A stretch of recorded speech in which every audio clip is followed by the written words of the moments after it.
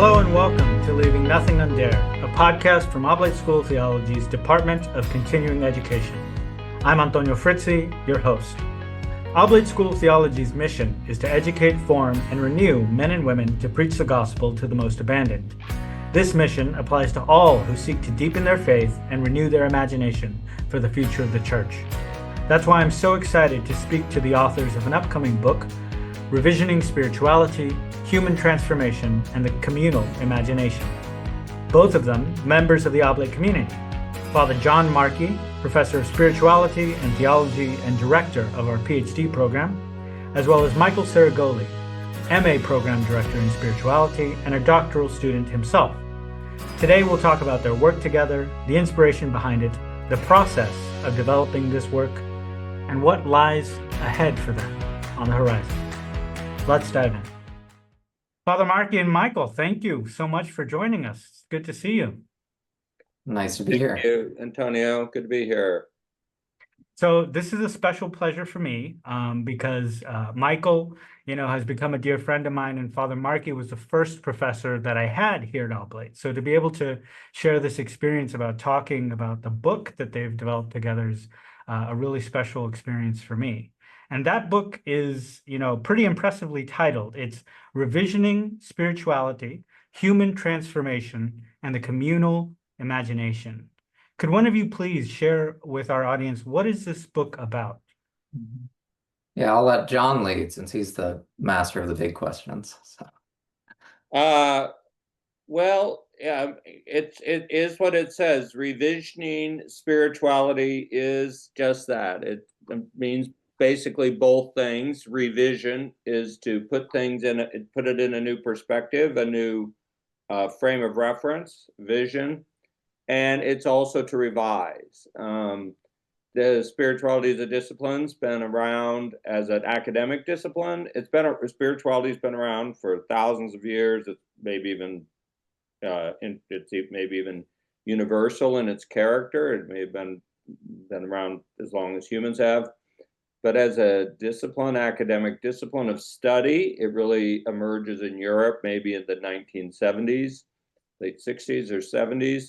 And in the United States, it emerges very specifically in the 1980s and becomes kind of recognized as its own discipline in the 1990s. So it's not that old, but it's on its second or maybe third generation. So we might say that our program at Oblate represents something like maybe the second wave. The first wave of programs kind of emerged in the 1980s and 90s, and now our program represents maybe a second wave. So revising might be something about describing what we're up to in general in our program. The book's about kind of some things we think have either been left out or need to be emphasized. So in how the discipline thinks of itself, self-reflection, and also in general, sometimes when we talk about spirituality, what we mean by it and what we probably should mean by it. Yeah, it's clear to me, at least from that title, that one of the concerns that's emerging is not only human transformation of the individual, but especially approaching that communal imagination. And I'm going to stick with Father Markey for a moment, because I know that you've written about contextual theology, philosophy, in an American context. Moses in Pharaoh's House is one of the better known of your many publications.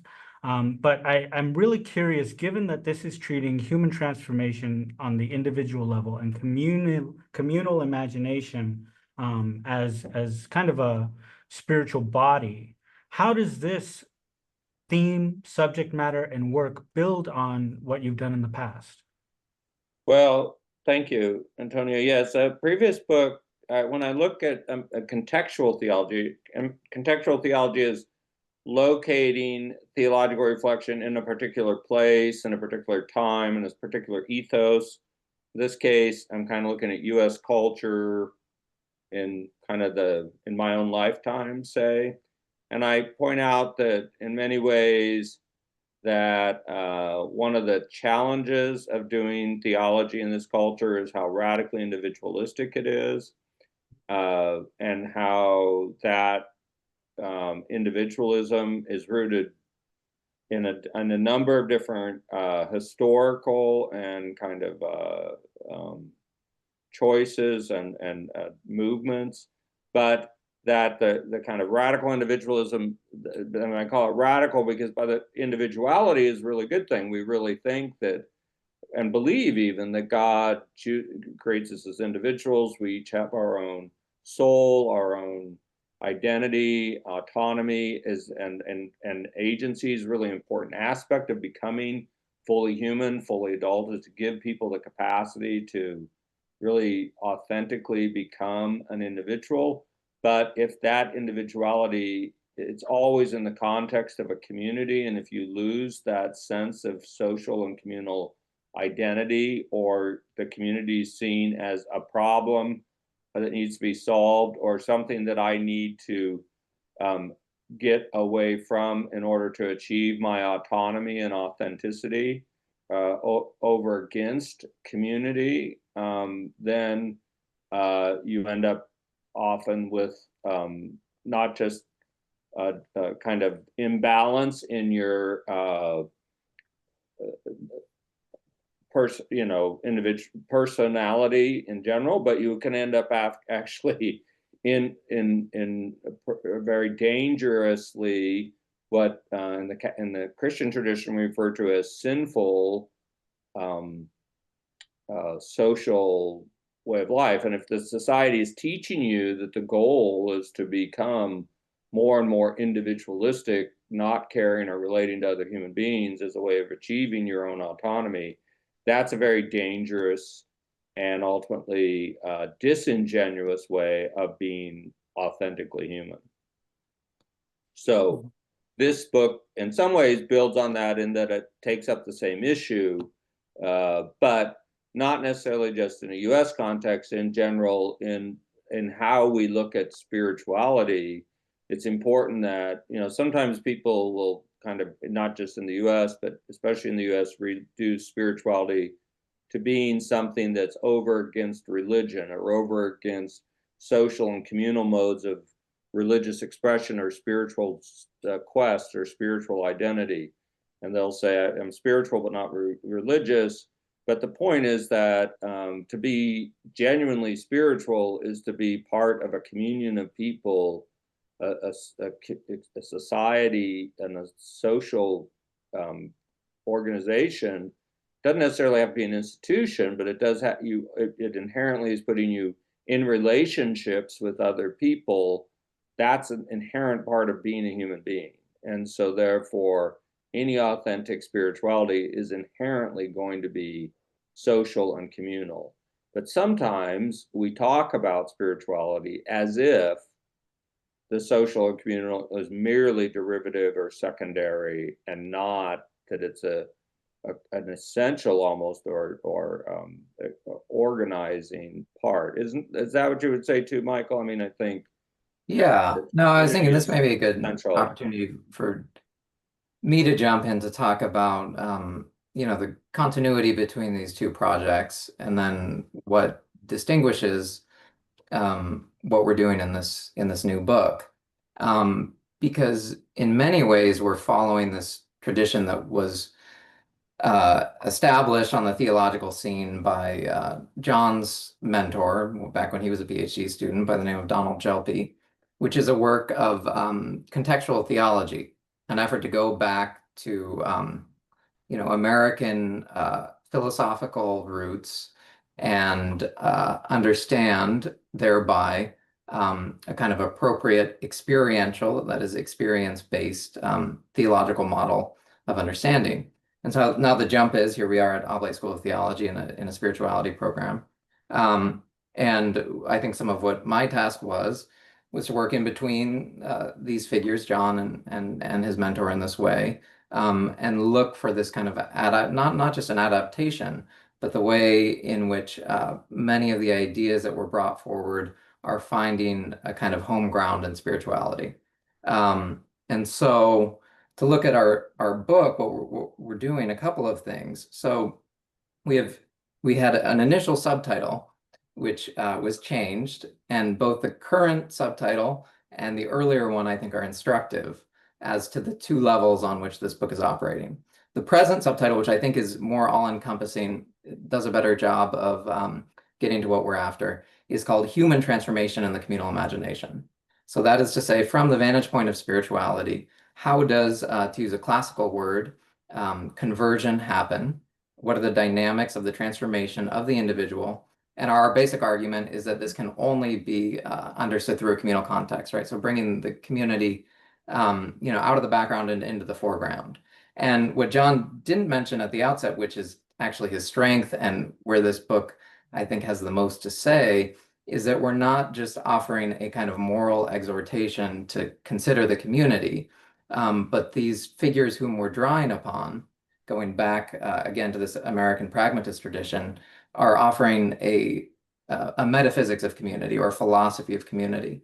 And in many ways, William James, Charles Sanders Peirce, Josiah Royce, who we're working with, who sometimes clashed, but sort of remained best of friends, kind of get behind the roots of the discipline of spirituality and its focus on experience, and show us a path that we think is, I mean, we could be bold as to say the most adequate means of understanding spirituality in the American context. So that gets to our second subtitle, which is the communal imagination and the destiny of a discipline. So part of what we're doing right at the outset of the book is we're looking at the origins of the discipline of Christian spirituality as it, sort of comes forth in the United States in the late 1980s, early 1990s. A lot of the key questions that were sort of these foundational issues for the pioneers of the discipline. And we're saying, okay, if we look at those questions, we can kind of go back behind them and find this group of proto-figures, of influential figures who are turning to these concerns of the role of the community, of the power of a lens that's focused on human experience, and saying through William James, we offer now that as the basic locus of our inquiry, we need to understand spirituality in terms of the conversion of the human person. And by reference to Royce and Peirce, we say, well, the only adequate way to actually grasp our experience is to understand it as the interpretation of a community that precedes, in many ways, the interpretations of the individual. So it's kind of a reworking, sort of turning our, what John pointed to as this kind of default perspective, turning it on its head, and trying to look from this new angle. So that's much of what we're accomplishing. It's both about the discipline, but if you're looking at this as a practical sort of spiritual guide as well, given that the pragmatist foundations are always about the interweaving of sort of practical consequences of ideas and the theory itself, both of these are very much in play. So we're offering a methodology, a way of focusing attention, both if you're basically asking the question, what is going on in my spiritual life? And if you're asking, what is this academic inquiry all about? Excellent. Thank you. One of the things that really sticks out to me in both of your responses, right, is this bear hug of the living tension between the individual and the communal, right? And that is indicative to me, as you pointed out, of a really invigorating state of conversation in spirituality as a discipline. Michael, I know that you're a PhD student as well as the director of the MA program at Oblate School of Theology right now. So you've really kind of grasped the reins of this second wave of the discipline. And I know that, you look at soul and depth psychology and American pragmatism in your work. And I think that was kind of evidenced in, Royce in your response. And I'm curious, considering now the actual process, this living process of doing spirituality and composing this book together, could you share, Michael, a little bit about what that was like? You're the director of the MA program. You're working with John, who has published a number of texts at this moment. What was it like writing a book together? Was it, trading drafts, going back and forth? Tell me a little bit about how that worked. Yeah, I should say, in many ways, I was so happy to work on this book because it was a realization of some of my intuitions as to what would be possible at the school. So I came in, with an awareness, of course, of what Ron Rolheiser has done, but also a special interest in John's previous work and sort of tracing this lineage, if you will, back to Berkeley, California in the late 1970s, and then John signing on to that project in the 80s and 90s, and recognizing that there was something different in kind in this academic project, in that it's not just a kind of historical catalog. There's actually, as much as John might hesitate to say it, a sort of missional orientation to the kind of work that's being done. There's a sense of, like, John as an academic, and again, why I was attracted to working with him. There's a way in which he has something that he wishes to share for the very value of that intellectual discourse, and so there's a transmission that's to be achieved. And so when I came into this project, as opposed to kind of, bolstering some pet project or something like that. No, there's a wider focus to it. But so when I came in, I was eager to work with John, and we started doing a directed study on many of these ideas, American pragmatism. And the way the book came about actually is I was, committed to, okay, I'm going to take a year to really assimilate these ideas. And in the course of so doing, I wrote a little article, a paper for another course in which I was trying to work from these themes. And I showed it to John, and John said basically, oh, well, this is a chapter in the book that I've been aiming to write. So he was willing to kind of go with it, and he says, let's get going on this project. So we had to have the kind of confidence, I guess, to follow through on it. And as the writing process ended up working out, right, I feel like I had kind of depended on this relationship, on learning from John for the longest time. And then we continued that in many ways, sort of an extension of the seminar. So I'd go over to his house and we'd talk for a while. 2 hours would be a short conversation. 5 hours would be a long conversation. And basically that would set the agenda for each of our chapters. And then I would go back and, craft something that I would send back to John. We would work on it some more. And in so doing, we'd arrive at each chapter. And it was ended up being actually a pretty smooth, and John can speak to the process, but a pretty smooth flow of things. Just because that kind of dual mode in which we were working, I feel like was really effective for getting those ideas out there. And was a continuation, like I said, of what attracted me to the project in the first place. Yeah, I mean, one of the things that I experienced when I got to Berkeley in the 1980s, I'd been actually working on theology at Notre Dame earlier for 6 years. And then I left that and had learned a lot, learned an incredible amount. But it was very much a traditional kind of academic approach where I was a student, I'd go to lectures, seminars, etc. You took in data, and at the end, you produced a dissertation.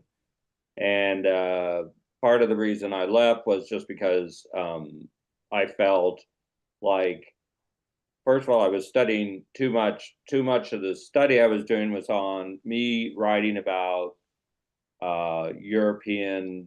medieval or European thought. And I thought, well, the whole thrust of theology and that point in the 80s and stuff was to write about every other, but the only contemporary people were all people writing about Peru or South Africa or Southeast Asia or in other words, everybody else was writing about their own particular context, but there were no real serious engagements with the US cultural context. And in some ways, as an empire, we were one of the most important contexts for the world. And so when my idea became to find some place where I could look at the US cultural context and what's the dynamics here. And so that's how I ended up at Berkeley. And then when I got to Berkeley, the difference was that immediately it was collaborative. Like when I met with Jalpi, same thing that happened with Michael. I started taking some reading courses with him, and the next thing I'm writing articles with him and invited into what was called the John Courtney Murray Writers Group, which was intentionally trying to write about themes in U.S. cultural theology, contextual theology in that sense, from a North American perspective. And it was very collaborative. We'd meet every summer for 6 weeks, share our work, share ideas, write a few projects together, mainly each write chapters of a book or something. But anyway, the point of it became a collaborative process where we were working together on material ideas, and we were meeting with we were bringing all kinds of people into that conversation, not just theologians and philosophers, but poets and so people in the social sciences, sociologists in particular. There were a lot of sociologists working at Cal at that time, looking at kind of studying U.S. culture. We were doing a lot of work with people, like I say, in the arts and literature. And so it became this kind of collaborative project. And when I came to Oblate, one of the charges that Ron Rolheiser gave me when he asked me to kind of start this program of spirituality, was to even deepen the collaborative nature of the program, so that we're in a certain sense a shared, the Ron's vision of spirituality is emerging out of a group of people who are not just academically motivated, but are kind of trying to live out some kind of shared mission, as Michael said, or vision of what. So it's very ecumenical. It's very international, et cetera. It's very much in the mission of the Oblates.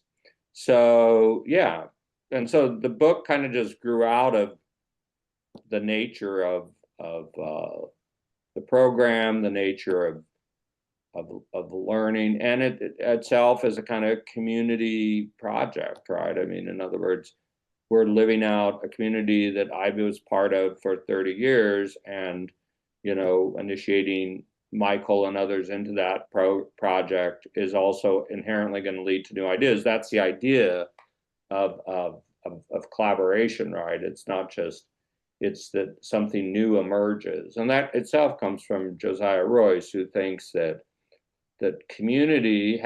healthy communities are precisely communities that are, the spirit is leading into new ways of interpreting, better, more authentic ways of interpreting the world and the reality that we're facing. And therefore, it's only through a social reality that I, as an individual, can genuinely and authentically navigate my life, and navigate the realities of human experience, because as alone, I'm only alone. He calls it mere individualism. It's you need other eyes on the road to make progress. And so the growth that humans emerge out of social processes, and therefore and the best, or at least the best kind of and most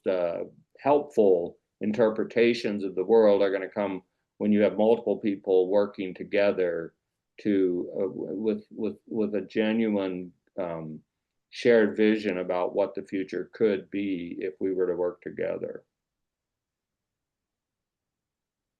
So I want to articulate that I feel that I'm in a very privileged position at Oblate and in this conversation, because what both of those responses have really illustrated for me is that spirituality at Oblate is both heir to this incredible heritage of the discipline, right, of collaboration, of process, community, and it's also on the forefront of where the discipline is going, right? I think this book really encapsulates both of those elements of a history and a future. And here in this conversation, we have, a member of that history and a member of that future in dialogue with one another. And I think that will really constitute a kind of crucible out of which the future of spirituality will be born. And turning toward I would be remiss if I didn't ask this question, because I have the PhD director, I have the MA director. I know Oblate offers a certificate in spirituality.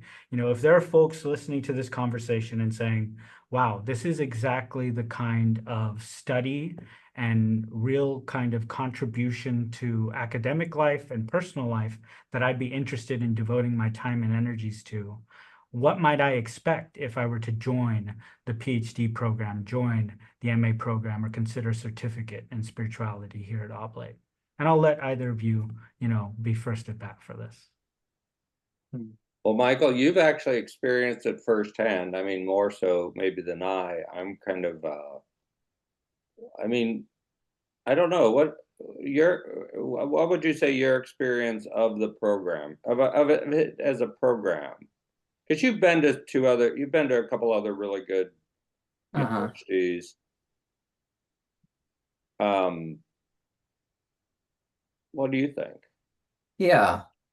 No, in many ways it goes back to what I was talking about. It's anything you do in life, right? You have some sense of expectations, and you can't get too caught up in the sort of literal realization of those expectations. But the question is whether the original vision that you have abides and in some ways fulfilled.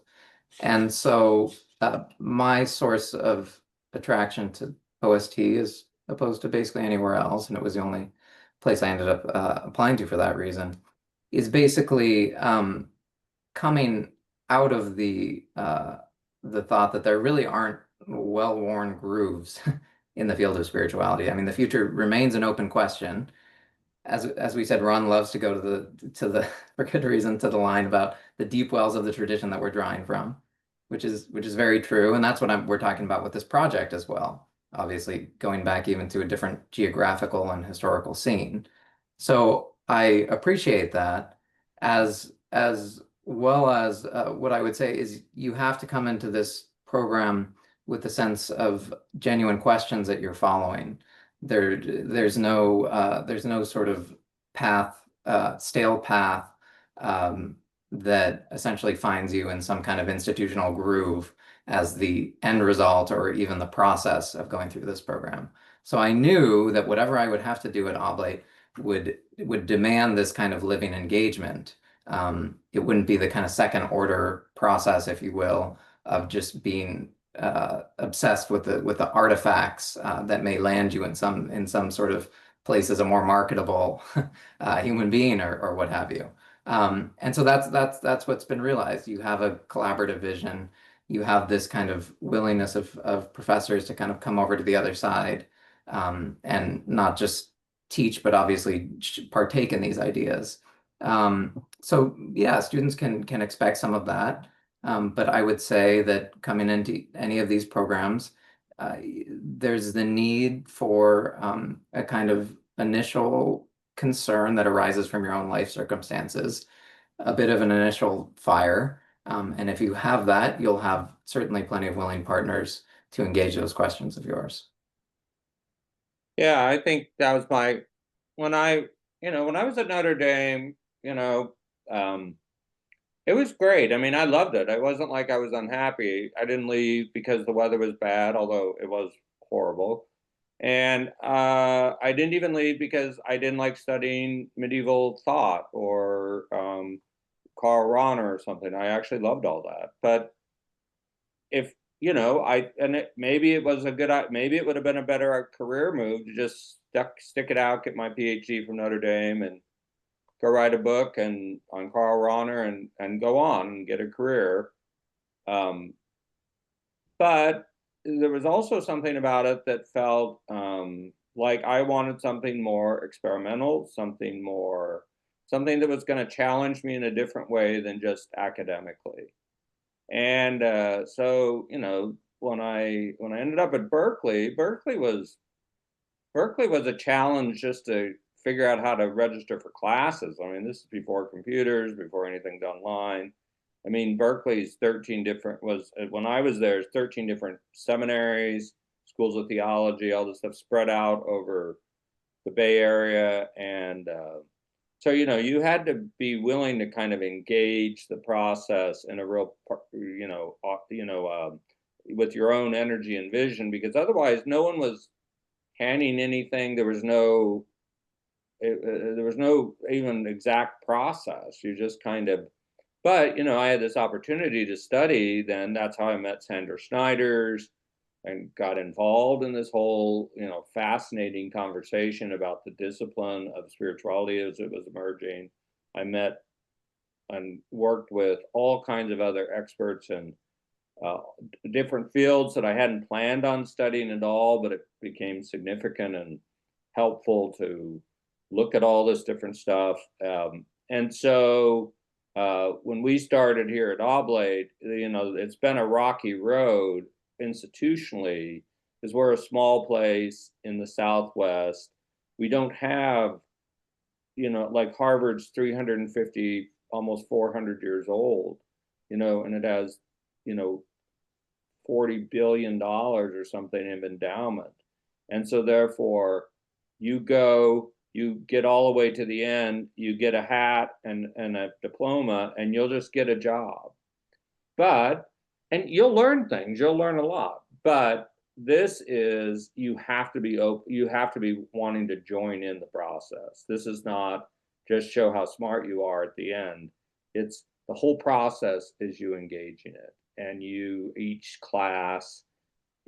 MA class is a process where the professor's asking for your feedback, not just to see if you read the books, but because that's part of the process. Is what do you think? Well, how does this strike you? I mean, we have people from all over the world, very different religious traditions, very different Christian traditions.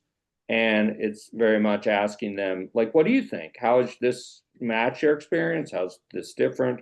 So it's challenging people in a different way, rather than just academically. When you're in the doctoral program, you have to be able to write a paper at the level of a refereed journal that's required of people who have PhDs. But it's not just you studying somebody else's ideas. It's also about, it's implicating, it's drawing each person into the process and asking them, like, what do you think? What are the most critical issues facing your community, your social milieu, your family, maybe? What are the things that you want to devote your life to? Or maybe you've devoted part of your life to something. How do you want to take that now and critically reflect on it and deepen it and go back to that community or go back to that place that you came from and take a deeper level of commitment, of understanding, of purpose? And so in one sense, we're teaching the MAs largely drawing, teaching people, helping them engage the tradition, learning about the different ways that people have done spirituality in the Christian tradition over the last 2,000 years, and asking them to kind of critically reflect on how could that make sense in some particular circumstance today, whether it's motherhood or the epidemic of drug usage and suicide in rural America, whether it's has to do with working with immigrants in Africa, or here, African immigrants here, or with the emerging women's movement and role for women in the church in Southeast Asia, whatever. People are coming from extremely different contexts, and so therefore they're drawing on this tradition and drawing on what we're doing, but they're looking at it in terms of their own, and in terms of their own world, their own experience, and their own reality, and they're doing it as a service to those places. So it's a program that requires and asks a lot, including trust. You have to trust that in the end, this is a worthwhile, because again, very few people come out of Oblate. You don't get an MA in spirituality and get a $5,000 or $10,000 bump in salary because you have a MA in spirituality. I mean, nobody gets a job or a promotion because they have MA in spirituality or certificate in spirituality from Oblate. I mean, we don't offer anything like a career advancement. I mean, so it's something that you're drawn to out of passion, out of desire, and out of a sense of your own call by the Spirit. And we take that seriously. Spirituality is largely discerning the presence of the Spirit acting in our lives as individuals and communities, and drawing us towards the reign of God. And so, as Ron Rolheiser always says, we're training people not to be, just doctors of the mind or doctors of the ideas, but doctors of the soul, and to be healers and helpers and guides in the world of soul care and soul guidance. And so that's we take that seriously. I mean, it's not just piety or a nice thing to say. It's something we believe. It's something we think is at the heart of not just Christian experience, but human experience, and that therefore there's an inherent value in doing what we do because it's so central to all human life. Thank you. Yes, I think one of the things that's, again, worth emphasizing and repeating, and I know that both of you I've heard repeat it before, is that that experience of participating in the field here at Oblate School of Theology and participating in the programs is a lived practice of spirituality, right? It is expressing that same, invigorating tension between the individual and community, in that this program will make, demands of you, and it will be that fulfillment of the passion and longing that Michael described as first attracting him here.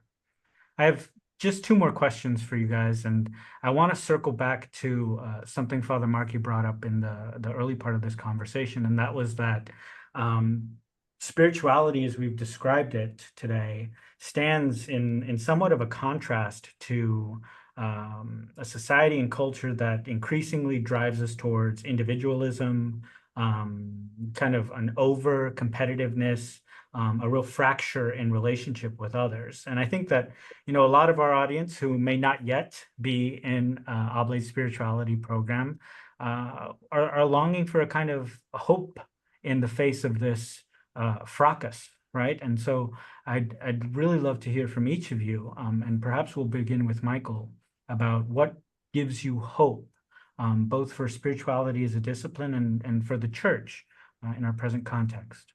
Mm-hmm. Yeah, I'd say the sources of hope, interestingly, of course, they won't land on your lap just because you make a request one day. I mean, there's a sense in which that question of hope actually comes through the outworking of your own questions. And I would say that was one of the ways in which this particular project, this book, was very confirming for me, because part of hope is, I mean, we look for a future horizon, of course, right? There's eschatological hope. But to sustain that, there needs to be the confidence that there's been something that is of the Spirit that has been going on all along.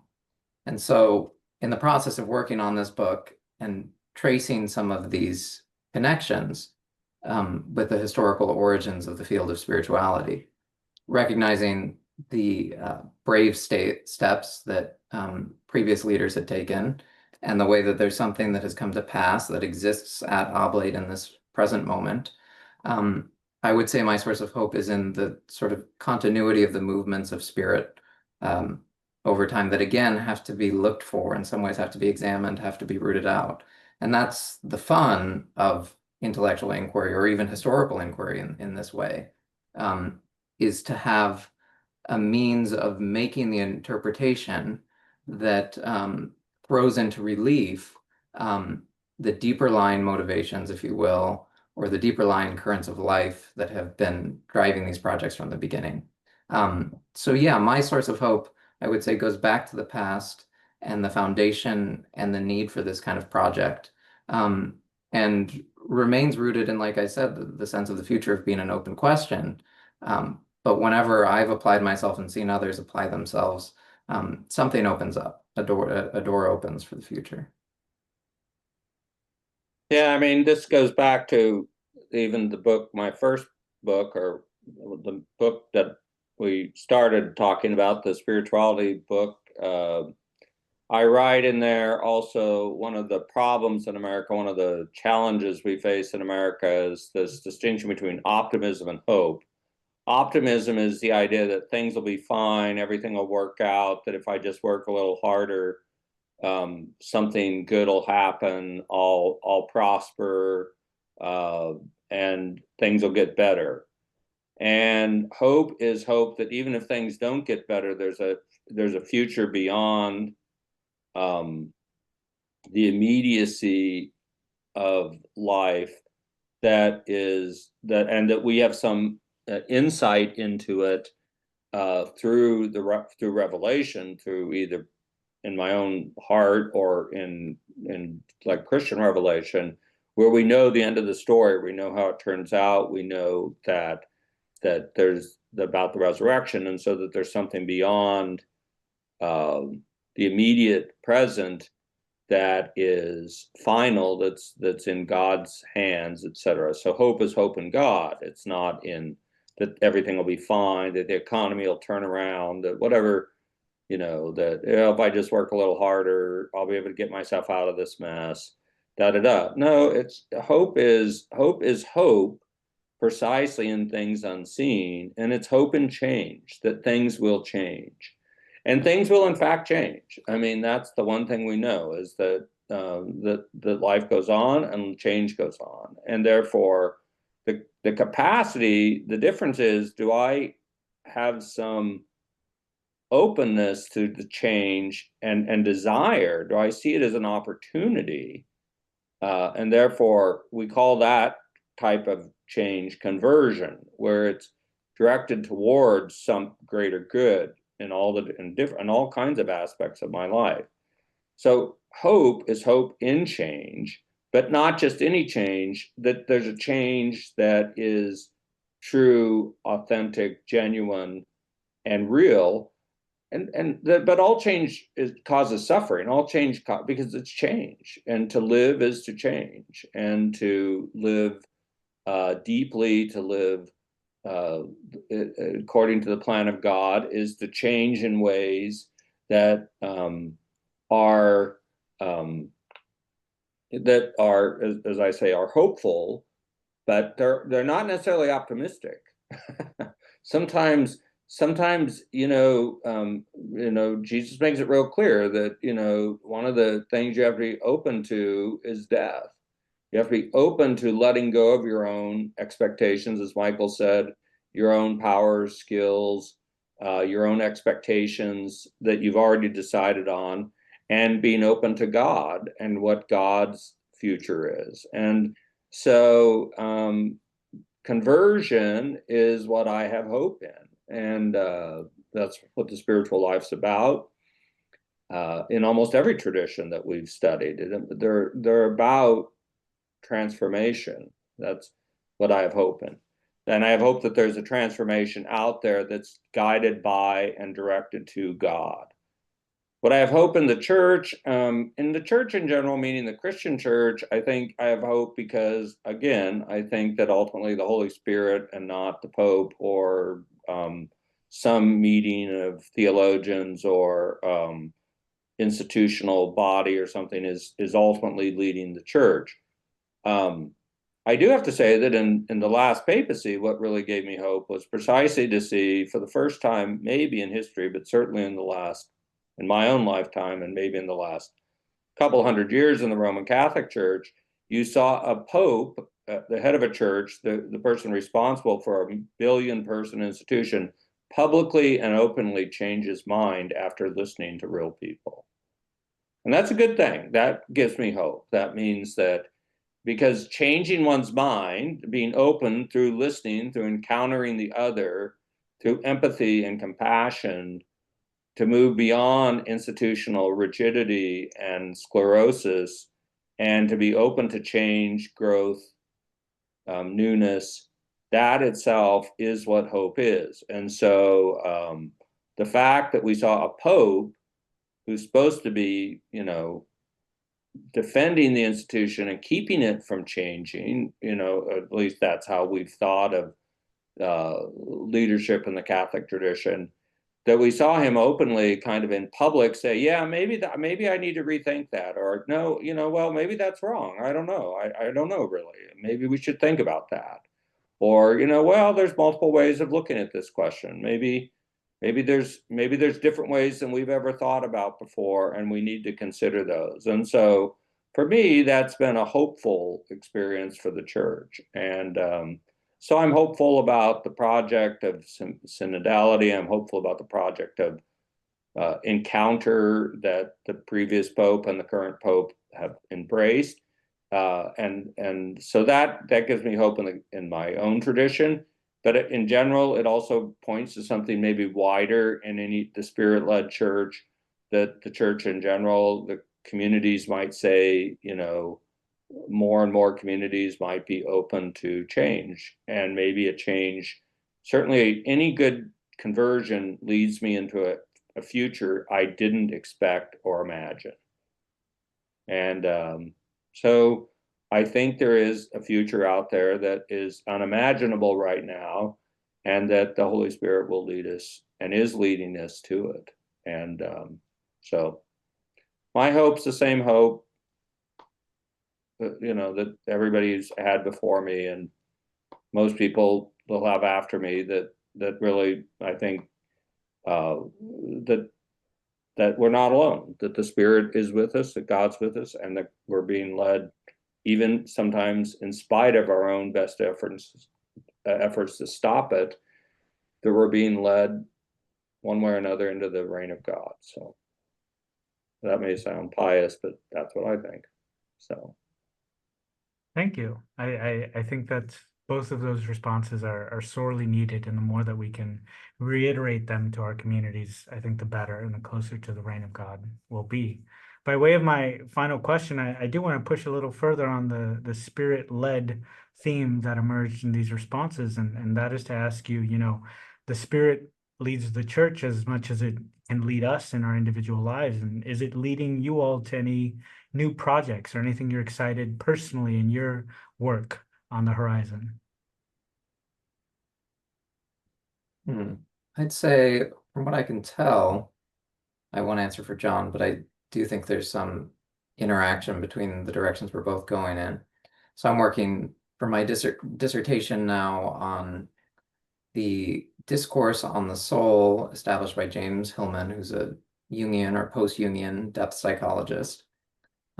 And crucial to his recognition of this core symbol of the soul, if you want to call it that, is that the place that a vision enhanced by this soul perspective leads us is to kind of an aesthetic awakening to not only our own inwardness, right, but to the shared ground of creation. You could say the more than human world.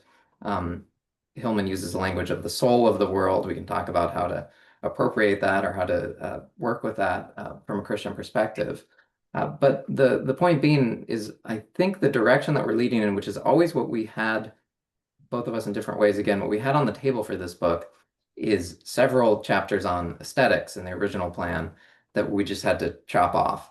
And John will tell you about the next stage for him.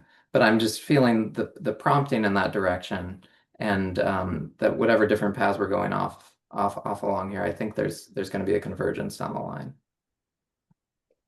yeah, I mean, I would say that's right. Part of it is, I've written, if you were to ask me in one sense, what's my life's work, it's pneumatology, right? It's to continue the work of, because I'm a Dominican priest and I see myself in the lineage, maybe this is too presumptuous, but I see myself in the lineage of the greatest theologian of the 20th century, Yves Congar. And that Yves Congar's life's work that was never achieved was to write a book on a certain kind of study of the Holy Spirit. And that I saw my own I've seen my own kind of life's work to continue his work, which is to study the work of the Spirit and to study and write. I don't have his genius nor his capacity for the sheer amount of work it would take to write and I don't think any longer a single person or even a single generation of people could write the book that summarizes the work of the Spirit. But I see myself as working on that, and that's why the church, that's why this move specifically into spirituality has been in some ways a continuation of the work that in some ways my larger Dominican community, some of whom that follow after Congar, have engaged in all kinds of different ways. So in some ways I want to keep working on that. One of the things I believe that is a fundamental principle going back to Thomas Aquinas, since why not? I've talked about Congar, I might as well talk about Aquinas. The human mind grasps reality through two modes, right? Through rationality and through imagination, to both modes of thinking, the pre-rational, the intuition, the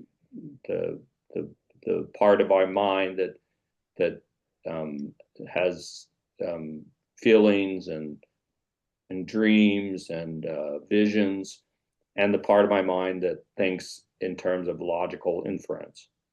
And both of those, and they're both go together to know the world, is to have those two parts of the mind working together and interpreting. And so Michael's right that one thing I've always wanted to do is a kind of that again was before Vatican II. There were a lot of Dominicans working on a theology of art, a theology of the imagination, and I think with what we know about pneumatology, that the best way to think about the spiritual life, how does the Spirit, in a certain sense, speak to us? How does the Word of God come to us? It's not really logically, it's imaginatively, and therefore that in many ways the Spirit is speaking to us through our imagination. And therefore, those modes of human life that engage the imagination directly, we call art, poetry, music, the visual arts. These are types of things. And you see that most people's lives, the average American 12-year-old, you don't have to tell them that music is life. I mean, I see it everywhere. I mean, everybody's got earpods in and they're listening to music. I mean, and I can hear it, I can tell, that they think somehow there's something about music that's speaking to them. And there's something about the visual arts, and there's something about language and storytelling, narrative, that our whole lives are constructed and rooted in this, whether we explicitly know that or not. And so, yeah, the next thing I'd probably work on is more what the field is called aesthetics, the vision. But yeah, so that's I'd like to do something. I'm got a book plan now on kind of mysticism and poetry. That I don't know. We'll see where it goes. That's what I'm thinking of. I'd love to write something on music. I just don't know enough about music. I know a lot about poetry, and I know a lot about some parts of the visual arts, Western art, like art meaning painting mainly. But we'll see. In other words, that's kind of, if the good Lord gives me time and energy and insight, maybe that's what the next book will look like. Well, I look forward very much to our next conversations then about these projects and where the Spirit leads both of you. I want to conclude and begin drawing this conversation to a close, and I'll do that by sharing this with you. I asked you a little bit ago about what gives you hope, and I'm a 30-year-old cradle Catholic from live and work in San Antonio, Texas, and one of the things that gives me hope is that, in all sincerity, some of the most significant work in spirituality is happening here at Oblate School of Theology. And it gives me great hope that you, Father Markey, are here doing it, and that you, Michael, are here doing it, and that you are part of this community of Oblate School of Theology. So thank you both very much for your time today and for your life's work, both of you. Thank you. Thank you. Thank you, Antonio. Thank you. All too flattering, but thank you, Antonio. All right. Thank you very much, gentlemen. I'll see you later. Okay. All right. Thank you, Antonio. Bye. For our listeners, join us this November for our Reimagining Spirituality series. First, on Monday, November 3rd, we'll welcome Father Ron Rolheiser for the launch of his new book, Insane for the Light, A Spirituality of Our Wisdom Years. In classic Ron fashion, it's deeply pastoral and beautifully reflective. Then, on Monday, November 10th, join us for Revisioning Spirituality, Human Transformation, and the Communal Imagination with Father John and Michael. You'll get a chance to hear them expand on what they talked about today, ask your questions, and connect over a book signing and great conversation. Both events are free, open to the public, in person and online, and begin at 7 p.m. Central Time. You can find more details and reserve your spot at ost.edu. Until then, leave nothing undared for the gospel. God bless you.